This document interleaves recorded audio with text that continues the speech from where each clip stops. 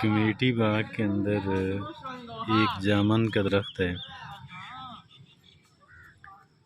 اور یہ سارے نوجوان جو ہیں اس کے اوپر کوئی جوتا پھینکتا ہے، کوئی پتھر پھینکتا ہے اور شاپر میں جامن ایک نوجوان اوپر چڑھا ہوا ہے اور وہاں سے جامن اتار رہا ہے۔ شروع کے حق وقاص ساجد شروع کے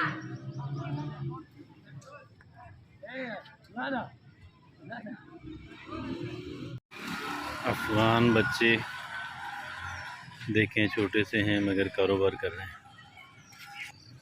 یہ ہیں افغان بچے، کتنے کم عمر ہیں، دکان بنائی ہوئی ہے، شربت بیچتے ہیں، قہوہ بیچتے ہیں اور یہ دیکھیں کہ کس قدر اعتماد ہے ان کے اندر اور کتنا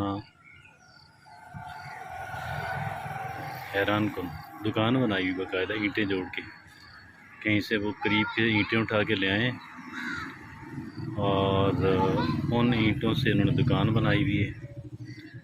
اب یہ شام ابھی عصر ہو چکی، مغرب تھوڑا ہی وقت رہتا ہے اور یہ تیاری کر رہے ہیں شاید جانے کی دہاڑی۔